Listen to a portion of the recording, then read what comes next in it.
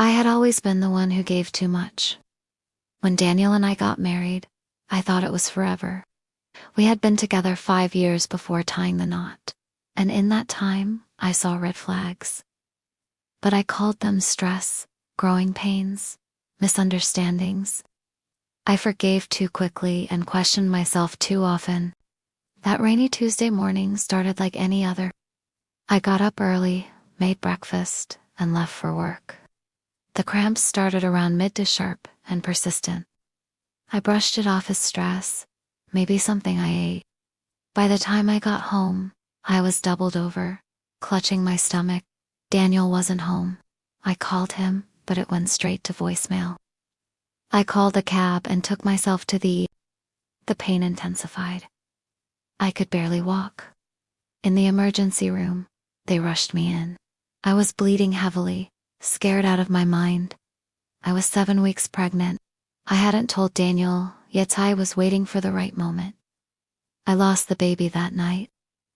Lying alone in that hospital bed, I stared at the ceiling. Hours passed before he showed up, 10 hours, to be exact. My phone had died sometime after I was admitted, so I couldn't call or text again. When he finally walked into the room, he didn't look worried. He looked inconvenienced. "You're okay?"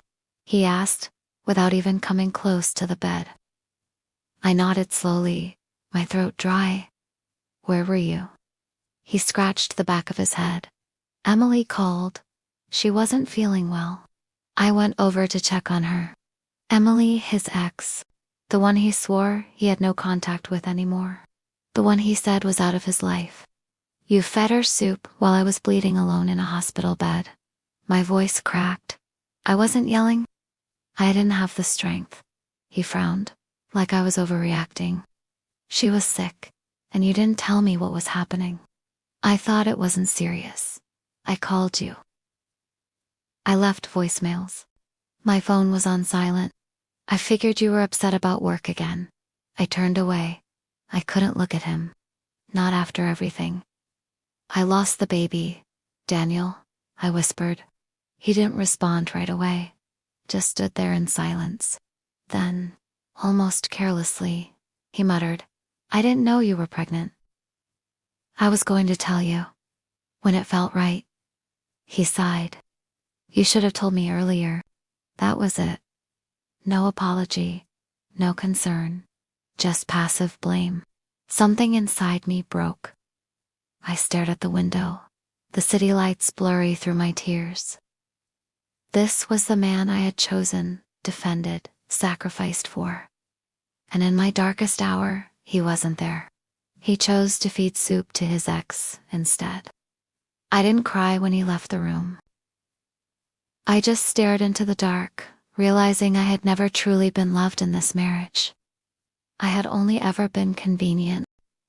The next morning, a nurse came in to check my vital. I asked her when I could leave. She looked at me with kind eyes, gently explaining that I needed rest, that I'd been through a physical trauma. But I didn't want rest. I wanted clarity. I wanted control over something, anything. Daniel hadn't come back. He hadn't stayed the night. My discharge papers were ready by noon. I sat on the edge of the bed, wearing the same clothes I came in with, now wrinkled and stiff. My phone had finally charged, but there were no new messages from him. No calls. No concern. I called a cab again. As I sat in the back seat, I looked out the window at the city I used to love. Everything felt different now. Cold. Distant. I didn't go home. I asked the driver to take me to my sister's apartment instead. Jenna was surprised to see me, especially in such a state. The moment she opened the door and saw my pale face and red eyes, she pulled me into a hug. "What happened?" she whispered. I didn't even realize I had started crying again. But once the tears came, they didn't stop. She sat me down, made tea, and waited until I could speak. "I lost the baby," I finally said. Her hand went to her mouth, stunned. "You were pregnant?" I nodded. "And Daniel, where was he?" feeding his ex soup. Her expression twisted in a mix of rage and disbelief. "You're joking." "I wish I was." We sat in silence. The weight of everything sank in.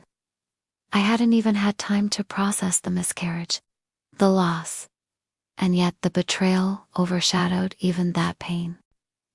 That night, I lay in Jenna's guest room, staring at the ceiling. I kept replaying it all: his voice, his face when he finally showed up, the emptiness in his eyes, the detachment. I realized something vital. Daniel didn't love me. Maybe he never had. Maybe I was just there filling a space, playing a role. Convenient when he needed support, but disposable when someone else needed attention. I had made excuses for him for years. He's tired. He's just stressed. He's confused. But this wasn't confusion. This was clarity in the worst way. I grabbed my phone and opened our old texts, scrolled up. So many one-sided conversations. So many apologies from me. So many cold responses from him. I opened the group chat with my family, typed, "Staying with Jenna for a while. Please don't ask questions yet." Then, I messaged Daniel. Just one line. "I'll come by tomorrow to get my things." That was the moment I knew I wouldn't go back. I wasn't just walking away from our marriage. I was walking away from years of being ignored, undervalued, and hurt in silence. This time, I wouldn't cry for long. This time, I wouldn't stay hoping he would change. This time, I was done. The next morning, I arrived at the apartment with Jenna by my side. I hadn't slept much. My eyes were swollen, and my body still ached, but my mind was clear. I wasn't here to fight. I wasn't here to ask questions. I was just here to leave. Daniel wasn't home when we walked in. The living room looked the same: neat, quiet, fake, like a stage set where a happy couple pretended to live. Jenna helped me carry empty boxers up from her car. We started in the bedroom. My clothes, my books, the small trinkets I'd collected over the years, all of it went in the boxers. I didn't pause to cry over memories. I didn't touch our wedding photo.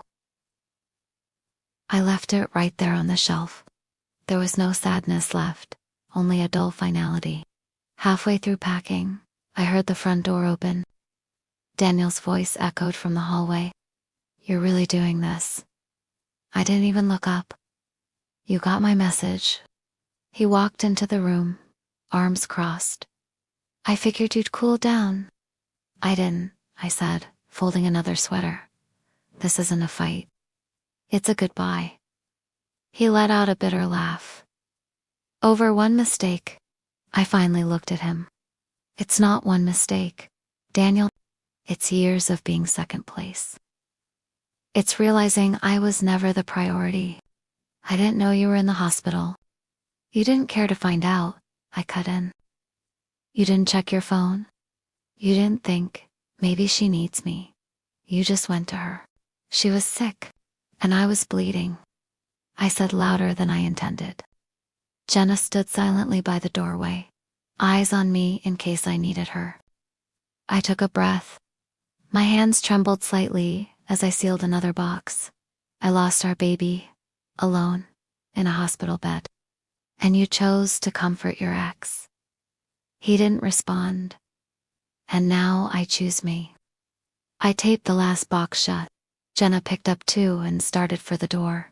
I picked up the third. "You're throwing away everything we built?" he asked, his voice quieter now. "No," I replied. "You did that the moment you walked away." We left without another word. As we loaded the car, I felt a strange sense of peace. Not happiness, no, not yet. But peace, because I was finally doing something for me.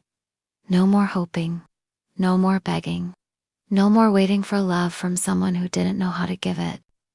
That chapter was over, and even if it still hurt, I was finally the one holding the pen. The days that followed were quiet, too quiet. At Jenna's place, There was warmth, comfort, and safety, but also silent. Not just in the space around me, but inside.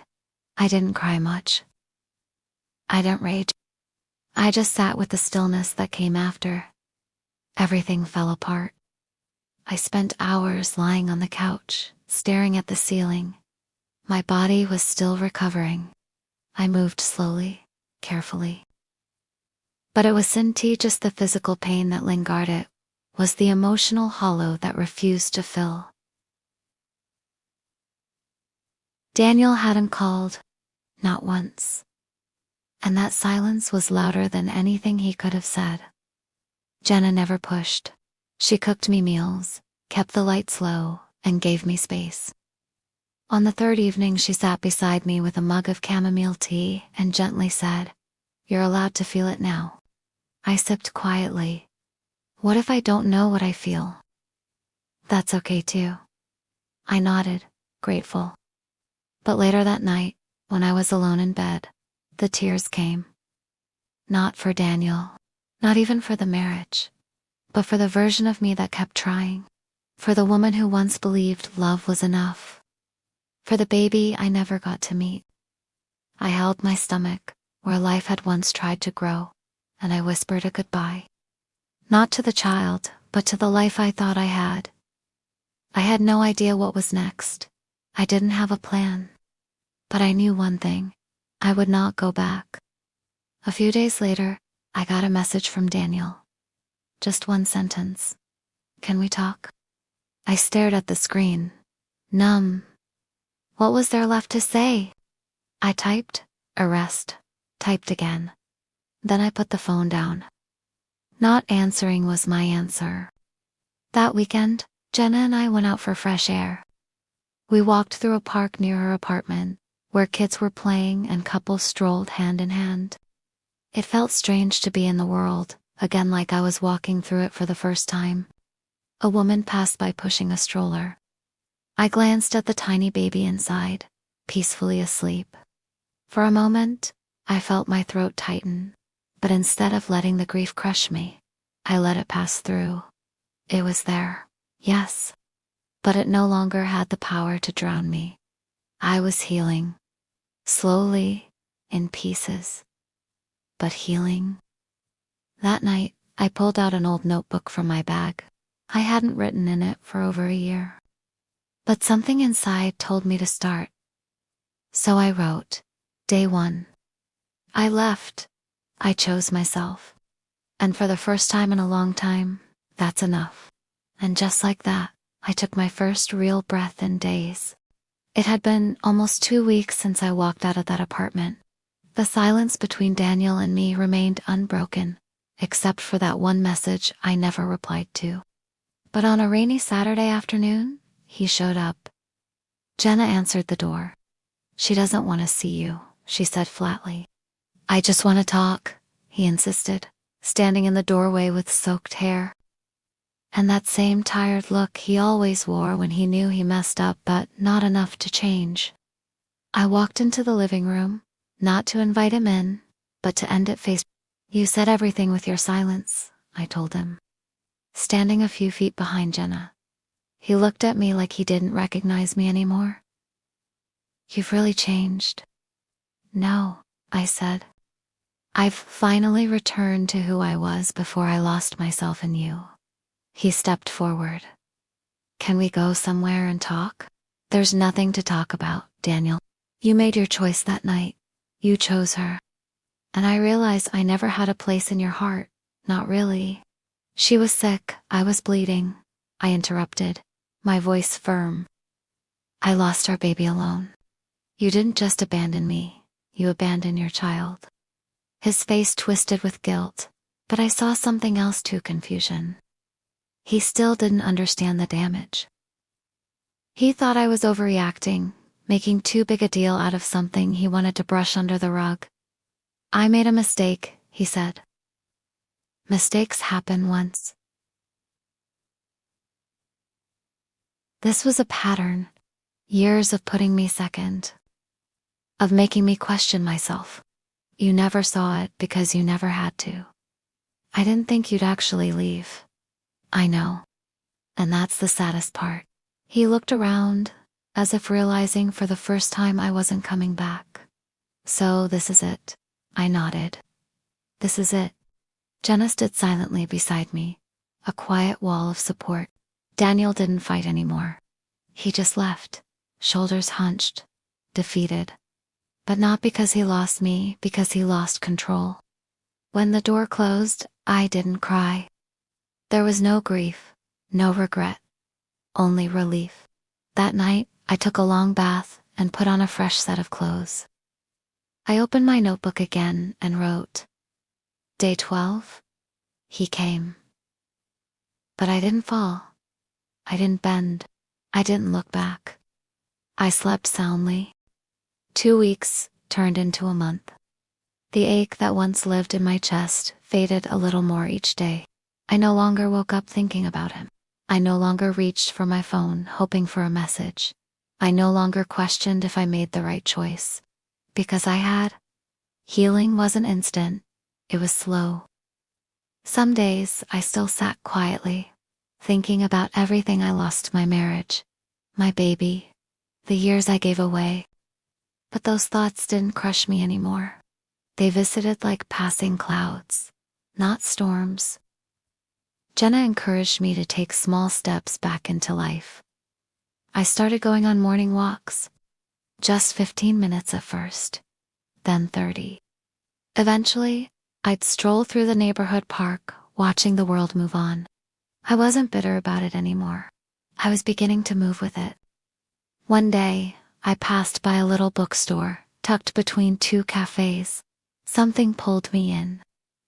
I hadn't read a novel in months, maybe longer. But there, in a quiet corner, I found a story that felt like mine about a woman rebuilding her life. I sat on the floor and read 3 chapters before even buying it. That night, I read until 2 in the morning. I cried, not because the story was sad, but because I realized how long it had been since I felt anything real, something untainted by pain. I began journaling again, not just about the past, but about what I wanted next. Peace, clarity, joy. Jenna suggested I take a short trip. Somewhere new, somewhere just for me. So, I booked a weekend, stay in a cottage by the lake, 2 hours outside the city. I packed a bag, left my phone on silent, and went. The lake was still. The trees surrounding it swayed gently in the breeze. The air smelled of pine and something clean, something free. I sat by the water each morning with a cup of coffee, wrapped in a blanket, letting the quiet heal me. There, alone with nature and myself, I realized something beautiful. I wasn't broken anymore. Yes, I had cracks, but light was coming through them. I smiled without forcing it. I laughed at a silly book I brought. I danced barefoot in the grass. I even took a photo of myself. No edits, just me. And for the first time in years, I liked what I saw. That night, I wrote in my journal. Day 31, I smiled today. Not because of someone else, because of me. I'm still here. I'm still becoming. I had just returned from the lake trip, refreshed and calmer than I'd felt in years. My soul felt lighter. I was learning how to enjoy my own company, how to be still without feeling empty. But peace never stays untouched for long. 2 days after I came back, I got a knock at Jenna's apartment door. It was Daniel. Again, I didn't panic this time. I didn't hide. I opened the door and stepped outside, closing it behind me, so Jenna wouldn't have to witness another confrontation. Daniel looked different, not in appearance, but in energy. Like a man who realized the damage after it was done, too late to undo it. I saw your photos, he began. You look happy. I am, I replied simply. He let out a breath like he'd been holding it. I've been thinking about everything, about how I messed up. I wasn't there for you when it mattered. I didn't respond. I let him talk. I went by the hospital a few days later. They told me you'd discharged yourself. I didn't know where you were. I thought maybe you'd forgive me. I did, I said. He blinked. You did? Yes. But forgiveness doesn't mean I want you back. He was quiet for a moment. I miss you. I don't miss who I was with you. He flinched. That hurt him. But I didn't say it to wound. I said it because it was true. I missed the idea of us. The life I thought we were building, but not the reality. I've been going to therapy, he said, as if that would change things. That's good, I said. I hope you find peace. But we're not each other's path anymore. He looked down at his hands. Is there really no chance? No. And you know why? I stepped a little closer, my voice steady, because when I needed you the most, you weren't just absent, you chose someone else. And that moment made everything clear. He didn't argue. Maybe he finally understood. Goodbye, Daniel, I said, not coldly but with finality. He nodded, eyes glistening. Goodbye. He walked away slowly, shoulders heavy with regret. But I didn't watch him disappear. I turned back toward the door, walked inside, and felt nothing but relief. Later that evening, I wrote in my journal, he came back. But I didn't. And that's the difference. With Daniel finally gone for good, something inside me settled. For the first time in a long time, I had no one to chase, no one to explain myself to, no one to please but me, and it felt liberating. I started building a new routine. I woke up early, brewed fresh coffee, and took walks without my phone. I cooked for myself, not out of duty, but joy. I started reading again, book after book. I listened to music I used to love but had stopped playing because he didn't like the noise. I even laughed at old memories, not because they were funny, but because I couldn't believe how much of myself I'd given away just to be loved. A love that came with terms, conditions, and blind spots. One morning, I walked past a yoga studio with a new class sign in the window. I hesitated, then walked in. By the end of the session, I felt muscles stretch that hadn't moved in years, literally and emotionally. I signed up for a month without thinking twice. I started talking to people again, not to fill a void, but to connect. I met women at the studio with similar stories of loss, heartbreak, betrayal, but also of strength, resilience, and rebirth. I realized I wasn't alone.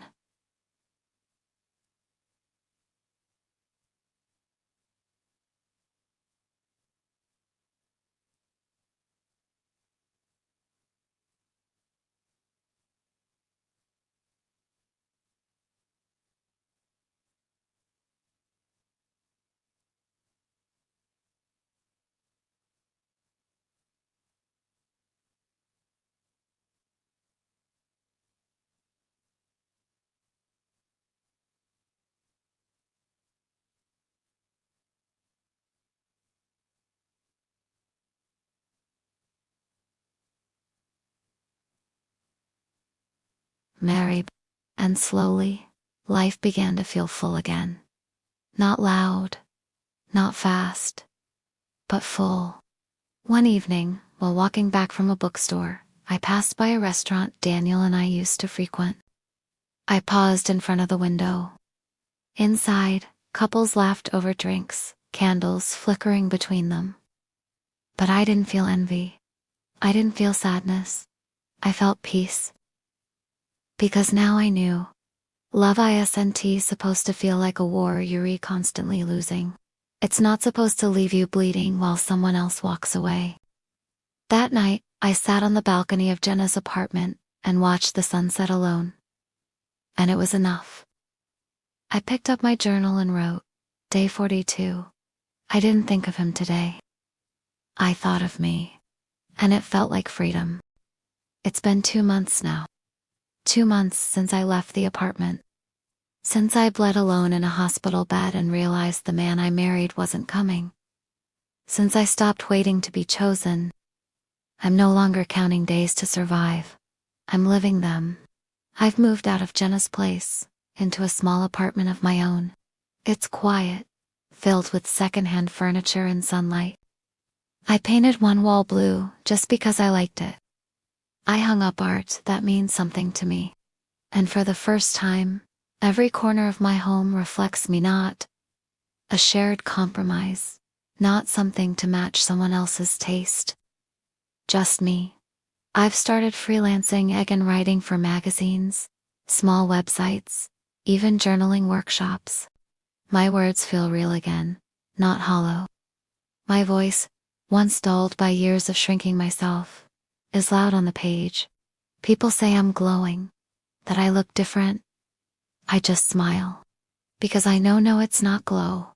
It's peace. One morning, while walking through a flower market, I saw a little girl holding her mother's hand. The way she looked up at her, safe and trusting, made my chest ache with something that wasn't quite pain anymore. It was longing. Yes, I lost a baby. But I didn't lose the chance to love again.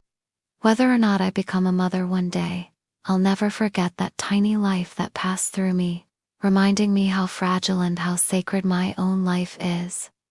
And Daniel? I haven't seen him since that last conversation. I don't know where he is or what he's doing. But I don't wonder anymore. I don't check his social media. I don't say his name. Because he's part of a chapter that's closed. Not bitterly. Just finally. If I ever cross his path again, I'll wish him well. But I won't stop. Because I'm walking forward now. Head high. Heart steady. I no longer carry the version of me who waited, bled, begged. She was brave. But she's resting now. The woman walking this path is new. Softer, but stronger. She knows her worth. And she will never again shrink to fit someone else's life. That night, I lit a small candle and sat by my window. I opened my journal and wrote one last entry. Day 60. I walked away, and I never looked back. This is the beginning of everything.